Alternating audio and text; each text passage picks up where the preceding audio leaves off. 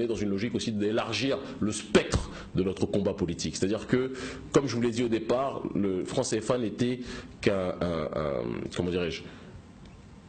des leviers de la grande problématique de la souveraineté. Nous parlons d'autodétermination. C'est-à-dire qu'à l'heure actuelle, la France-Afrique, de manière générale, elle a plusieurs tentacules. Oui. Elle a la tentacule militaire, elle a la tentacule politique, elle a la tentacule économique via le franc CFA, bien sûr. Mais c'est un ensemble de choses. Et nous, notre travail aussi, c'est de faire en sorte que la population puisse, face à toutes ces tentacules, exprimer un certain nombre non seulement de pensées, de réflexions, mais aussi être dans une logique de se prendre en charge et montrer d'autres voies que celles qui nous sont imposées généralement sur ce terrain-là. Et ça passe aussi par cette logique de la consommation de notre production plutôt que être toujours dans une logique de valoriser ce que les autres nous imposent. Vous êtes en train de dire qu'il faudrait une deuxième indépendance au pays africain? Totalement. Je pense que j'ai même dire deuxième indépendance voudrait faire croire qu'il y en a une. La vraie? Il n'y en a jamais eu. Oui. Il n'y a jamais eu d'indépendance et il faudrait que l'indépendance prenne lieu véritablement et c'est ce pourquoi nous combattons au quotidien. Et cette année, on va le dire, je pense qu'on ne doit plus être dans le tabou. Nous, notre démarche politique et notre obsession politique, c'est de lutter contre la malgouvernance. Parce que vous avez parlé du franc CFA.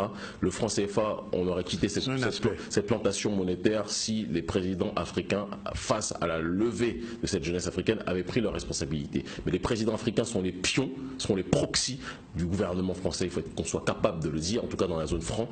Et donc notre travail, ça va être de faire en sorte que tous ceux qui sont dans cette logique de malgouvernance, comme ça s'est passé dans tous les pays, on va s'attaquer à ces derniers. C'est ce que nous commençons à faire. Quand je dis à s'attaquer, ce n'est pas dans une démarche de violence, c'est une démarche civique. La société civile, c'est elle qui est aujourd'hui le centre de gravité du pouvoir politique. Et être dans cette logique justement de mobiliser nos forces, que ce soit au Congo-Brazzaville où on a un criminel politique à la tête de l'État qui s'appelle Sassou Nguesso, que ce soit dans des pays comme le Cameroun où Paul Biya est présent depuis aussi longtemps que les dinosaures existent dans l'histoire de la Terre, que ce soit dans ces différents pays ou même parfois dans des pays où les gouvernants, les dirigeants sont élus démocratiquement en réalité mais ne sont rien d'autre que les instruments de la finance internationale comme c'est le cas avec Alassane Dramati Ouattara.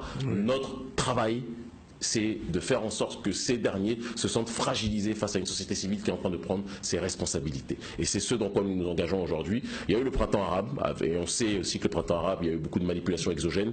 Donc nous ne serons pas dans cette démarche-là, mais la révolution civique que nous sommes en train de mettre en place et qui a commencé avec ce billet brûlé, soyons clairs, d'accord, ça va dans le sens de pousser à la démission ces dirigeants qui en réalité sont des élites qui se délitent et qui ont donné, qui ont prêté serment vis-à-vis de forces exogènes mais qui ont plus que jamais trahi leur mission par rapport à notre entité endogène que constitue notre peuple.